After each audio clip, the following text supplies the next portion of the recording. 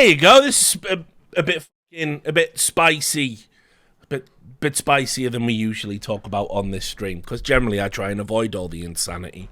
But I'm fearing slipping into cultural irrelevancy, as all the esports fans tell me I'm definitely going to do. What I thought we'd talk about today is blackface.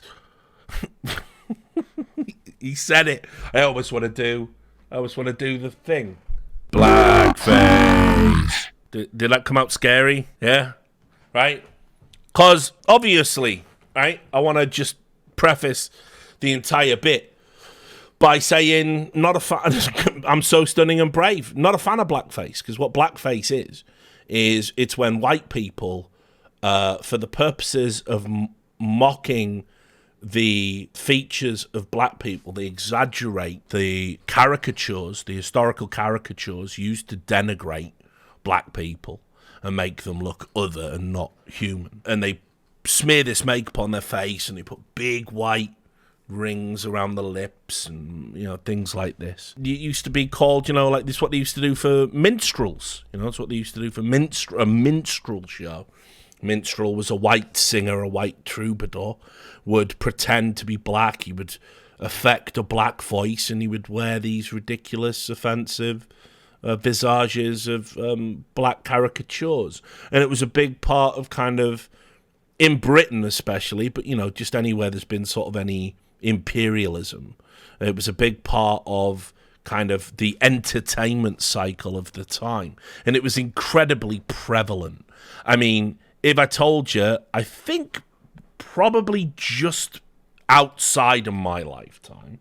78, right? So up until 1978, there was a TV show on the BBC called The Black and White Minstrel Show. It went on at prime time, and the Black and White Minstrel Show was literally groups of white men in blackface singing songs. And it used to go out 7 o'clock, 8 o'clock, sit there with the family, and they would all watch that and think that was fucking normal and not like some fucked up thing to do. So I want to make it clear, I'm not coming out, because everyone calls me pro-Zionist, I'm not coming out and saying, don't take the first part of the stream to be some sort of literal thing, right?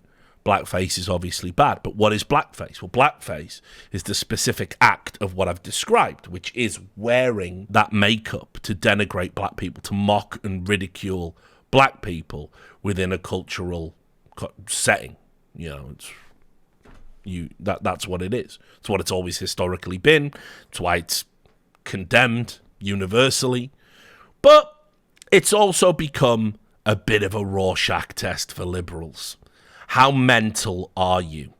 And if you see blackface everywhere, you might just be fucking crazy.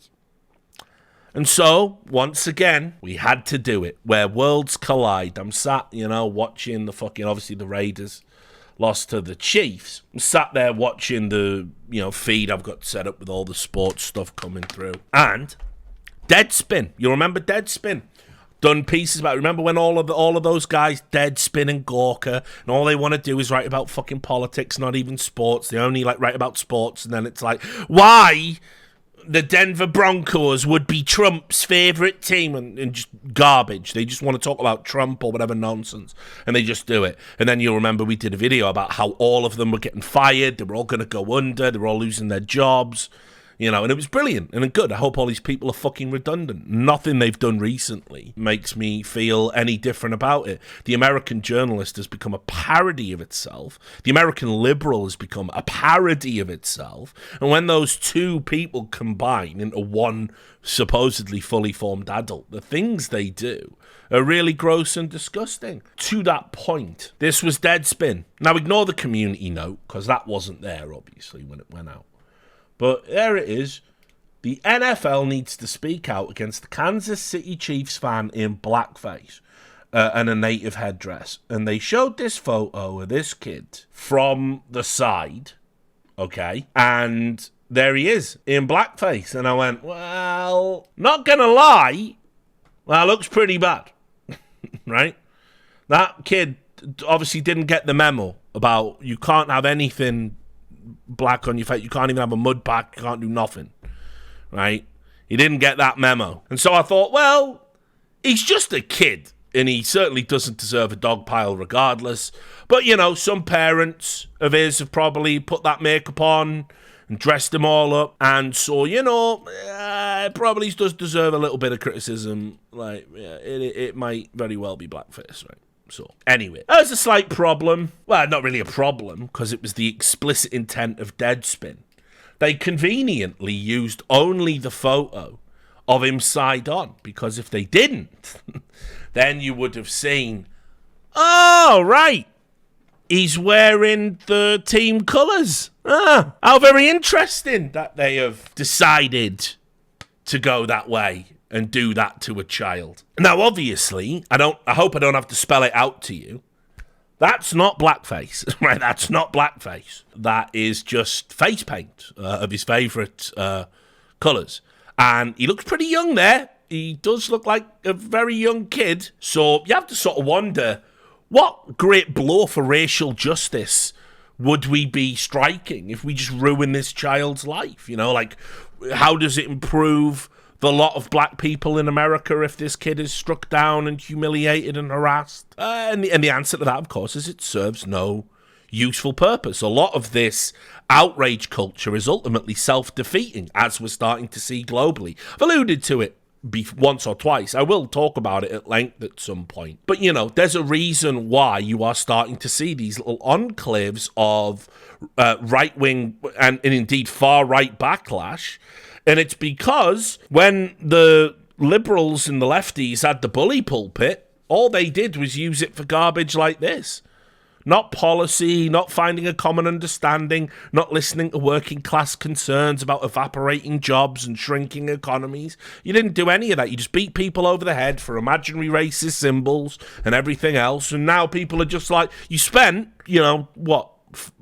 Now 10 years calling everyone who says, yeah, well, you know, maybe that COVID vaccine is a bit dodgy, or maybe I don't want to wear a mask, or, you know, like, maybe I do have genuine concerns about being replaced by immigrant labour. And maybe I do know a company that's employing illegal immigrants to do work that I now can't get. And I'd like somebody to just address that. You spent all your time calling those people far right, far right, far right, far right. Maybe you're just a Canadian trucker who doesn't want it mandated you have to get a vaccine to keep your job. You called all of them far right. And now the far right are really out there and really saying, who wants to be far right then? And now you're going, well, no, wait. That if you join them, you're really far right. And everyone goes, oh, yeah, I don't care. Sorry, you've been calling me a Nazi for 10 years. I'm just sort of bored of it now. No. But like, we were just joking about, we didn't mean that. That was just us being a bit, we were just feeling it because we had cultural power. Like, it was our turn on the pendulum swing. So, no, if you really do this, though, like, far-right parties are going to win elections worldwide, and it's going to get really, really bad, and it could get bad for us. The people that called you Nazis, and you, yeah, well, so what? Sorry, I'm over here now. See ya. So, just saying... We'll get into all of that on another time, but reaping and sowing as a historical concept, look it up. Anyway, so this kid wasn't in blackface, and I've said in the past, it's kind of a Rorschach test. How insane is this shit lib when you're talking to them? And so let me just give you some examples historically before we wrap up this particular hilarious story. The New York Times actually, unironically, for real, ran an article about Mary Poppins saying that because she got soot on her face from a chimney, it was a shameful flirting with blackface. That was a real article. So obviously it wasn't blackface. I think we can agree that anyone who thinks it is blackface is mentally ill, and and you can disregard everything they ever say. Then there was this, the other personal favourite level of insanity. He objected to a photo of coal miners who appeared to be in blackface. He never imagined the backlash. Now again, these people aren't in blackface, are they? Obviously, you have to explain this to journalists because they've never done a hard day's work in their life. But when you go, I'm from a mining family, so when you go down the pits, when you dig out coal and coke and these types of things, the dust is so prevalent from the digging, and you're in a really enclosed space and there's not a lot of airflow, the dust gets on you and you're really sweaty because it's really hot down there, so it sticks to your face. So when they come up in the lift, the elevator that they will be covered in, and typically the first thing a lot of working men would do is they would go to a bar. They wouldn't go home and have a shower. They would get a pint before they went home. They'd get a drink to decompress. Another day doing dangerous, soul-destroying, physically body-destroying work, all of them knowing that this was shaving years off their life. So fuck it, let's get a drink, and then we'll go back and we'll do it again tomorrow. What they weren't doing, and this is very hard for journalists to believe, they weren't down there with guitars and banjos doing minstrel shows fucking 4,000 feet beneath the earth. They weren't doing that.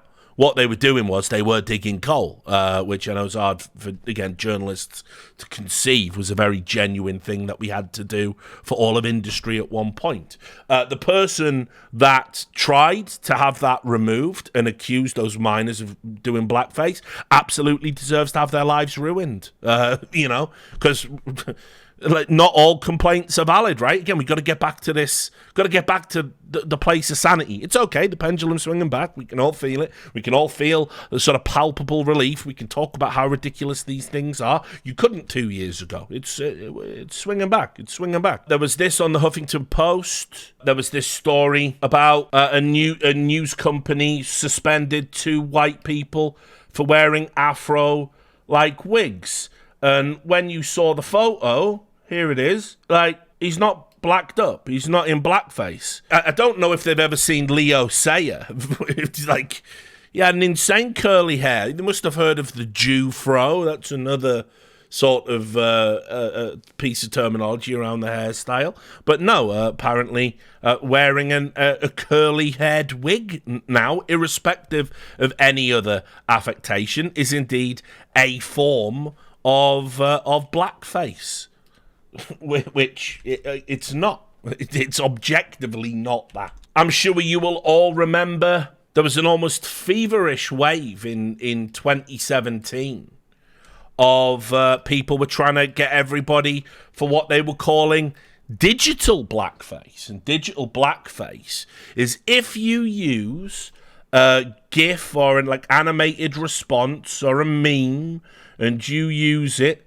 as a response to something you see on social media. This is digital blackface, and digital blackface is wrong. Critics say, meaning us, we say this, digital blackface is wrong because it's a modern-day repackaging of minstrel shows, a racist form of entertainment popular in the 19th century. That's when white actors, faces darkened with burnt cork, entertained audiences by playing black characters as bumbling, happy-go-lucky simpletons.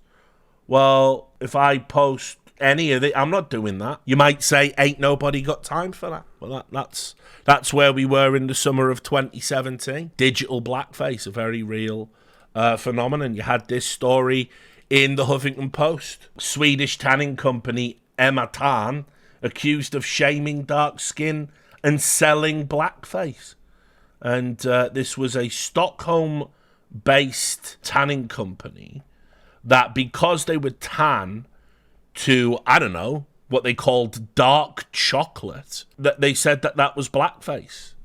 I want to see if I can find an example of the dark chocolate, but it looks like they've deleted their entire online presence as a result of this story, so can't really show you an example, unfortunately. There was also a recent one for the gamers. You may remember, you've seen Dead by Daylight. So Dead by Daylight, this Leatherface is the character from Texas Chainsaw Massacre. And so what he could do in the Leatherface DLC was you could cut the characters' faces off and wear them, kind of like as Leatherface is prone to do. And so they stopped it because if you did it to a black player and you wore their face, people said that's blackface. And again, it's just not.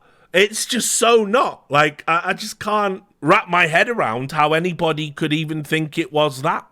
or why anyone would take that complaint seriously. It's so bizarre. Like, it's so bizarre and ridiculous. So they said here, look, members of the community shared their experiences with people targeting and harassing them while using some of these masks. These reports were disheartening to hear, and we absolutely condemn this behaviour. We are not comfortable having these masks in the game when they are used as a tool to spread hate. To that end, we will be removing the cannibals' unlockable faces in this upcoming mid-chapter. Now, again, just that is not blackface. I'm saying it. I'm risking cancellation here for my sensible, factual takes based in reality. But anyway, so the point being, the issue of blackface is essentially the ultimate Rorschach test when you're dealing with liberals. Like, how crazy are they on this particular issue? So we find out, of course, that Deadspin was indeed lying. I will bring you up the tweet again. And so they got community noted over on Twitter, which you will notice now. It's interesting, isn't it? Remember when community notes were just basically used on Donald Trump or any of his supporters, while journalists literally would publish completely false stories with impunity on the platform because it was their plaything, it was their toy. So obviously they showed the full picture, and it doesn't end there. It got worse, because what if, right? Let me get this. The mother came out, and she obviously saw that her kid was getting, like, super harassed, and she addressed the issue of his heritage. And that was that he's actually got Native American family, right? So he wasn't wearing blackface, so everyone tunneled in on the headdress. You can't do that. You can't wear that as a costume. And then the mother comes out and said, no. We've got Native American in our blood, and it gets so much better. It's not like one of them, you know, like Elizabeth Warren, when she's been basically lying about that for all that time, getting all the benefits of it. And then it turned out, actually, Trump had, like, more Native American DNA than her. No. It wasn't like this. It was his grandfather is not only Native American, he's a committee member, an elected committee member representing the tribe his family are descended from. There he is, Raul Armenta, the business committee member of the Santa Ynez Band of Chumash Indians. Elected to the business committee in 2016, Raul Armenta joined the board with significant tribal government experience after serving more than 2 decades on the tribe's gaming commission. As part of the gaming commission, he, along with 4 other members, was responsible for providing regulatory oversight and ensuring that operations are in compliance with the appropriate gaming regulations. He's currently serving his 5th consecutive 2-year term on the business committee. So they absolutely fucking massively shit the bed on that one. They just didn't want to take the L. And so now another journalist who writes at, like, USA Today and some other places, they were like, okay, does appear to be a massive L.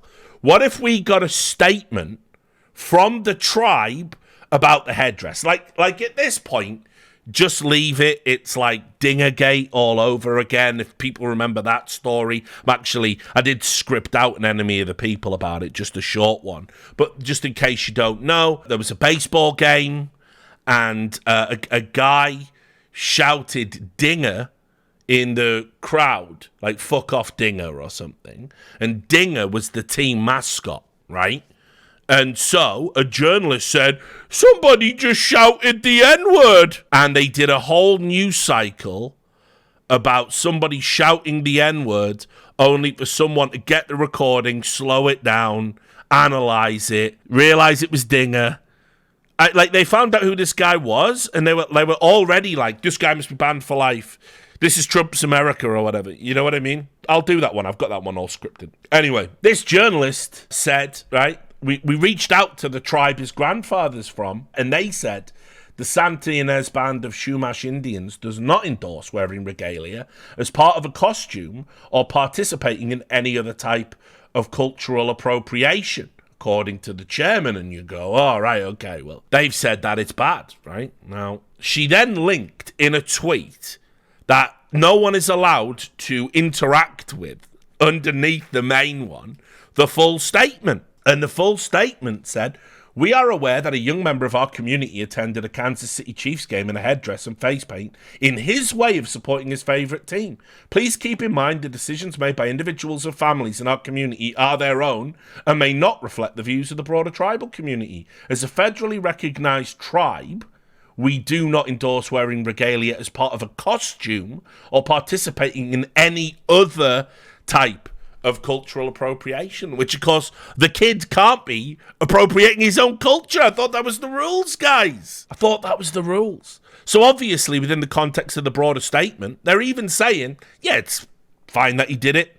Doesn't reflect what we would all do. Now, look, there's part of a bigger issue that everyone's just going to leave out, and that is, we're still doing this thing where the Washington Redskins are now called the Commanders, right? Because we said we have to get rid of all of that. We have to get rid of all reference of Native Americans in football for some reason.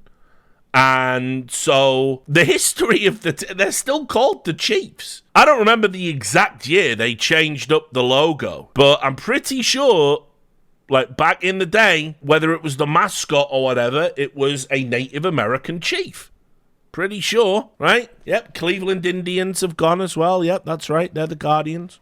It's ridiculous. But anyway, as I've always said, look, it doesn't matter how much you fucking hate American journalists. You don't hate them enough. Because literally, they were going to use deceptively edited photographs to ruin the life of like a fucking 10-year-old just to prop up their own personal politics, which don't even really necessarily reflect the rest of the world per se. It's so ridiculous. Like, madness. Madness. I don't know. Maybe look a little closer to home and maybe look at actual important things. Because as I said, if you want to go out and do something good, it turns out anti-Semitism's on the rise for some reason in America. And, I'll tell you, Jewish people could really use your support right now. So, there you go, journalists. Oh, you don't want to do that? That's weird. That's weird. I thought we were all about, stand in solidarity with the oppressed minority groups. No? Not doing that today? Weird that. Weird that works.